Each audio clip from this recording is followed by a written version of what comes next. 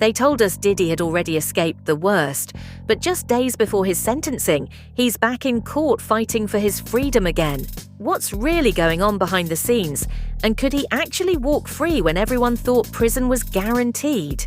This case has been one of the wildest celebrity trials we've seen in years.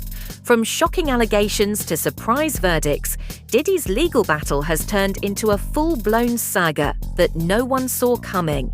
Now, instead of preparing for sentencing, his lawyers are trying to wipe away the only convictions he received. And the timing could not be more dramatic. We're talking just days before he's supposed to hear his fate. Let's break down what's happening, the rumors swirling around this case, and why this last-minute move could change everything. For decades, Sean Diddy Combs wasn't just a rapper or a producer. He was the blueprint for a hip-hop mogul. Billion-dollar deals, fashion lines, a vodka empire, and influence across music and culture. The man had it all. But with that power came whispers. For years, there were rumors about wild parties, questionable behavior, and stories that never quite added up. Still, he managed to stay untouchable. Lawsuits came and went. Allegations surfaced, then disappeared. People in the industry described him as someone who always knew how to protect his brand and silence the noise. But then came the federal case that changed everything. This wasn't just gossip blogs or lawsuits.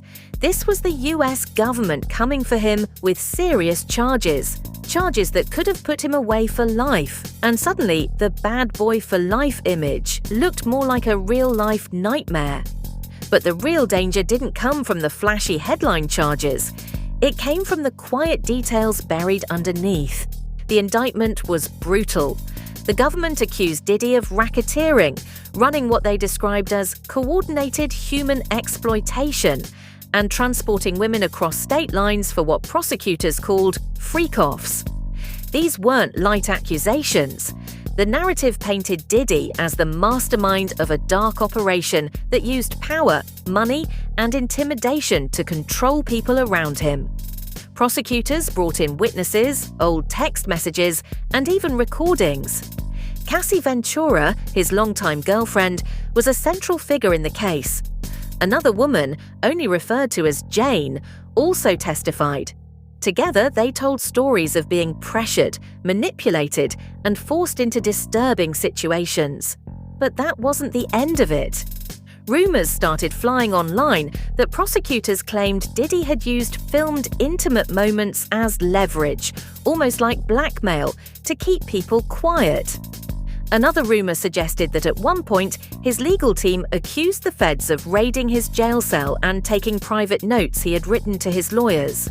While that's unverified, it's been heavily discussed in legal circles and adds another layer of drama to an already insane case.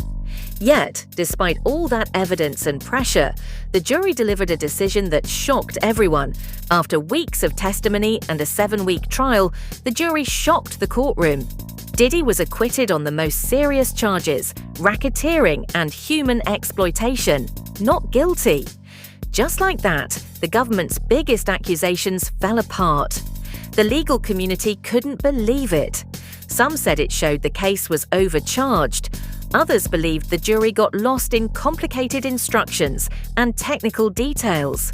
Still, the not guilty verdict sent shockwaves through the room.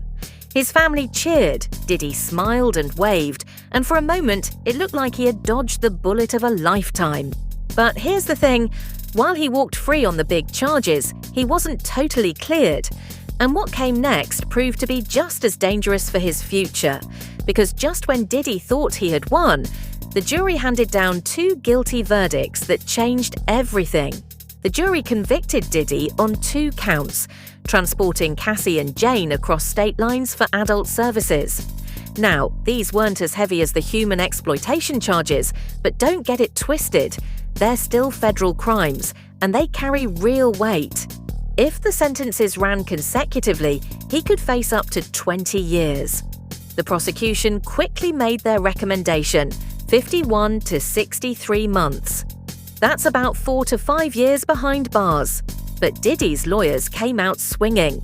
They argued that since he'd already spent 14 months in jail waiting for trial, that should be his entire sentence. They also brought up a controversial defense, claiming that the acts in question were filmed and that filming adult content is protected under the First Amendment. In other words, they tried to frame it as consensual adult entertainment rather than a crime. Behind the scenes, legal analysts started whispering that the government might have stretched the law too far. The Mann Act, the statute they used, was originally meant to stop forced adult services and underage exploitation. Using it in this way, some say, could be overreach. But those whispers don't erase the fact. Guilty is guilty. And unless something changes, sentencing day could mean years behind bars.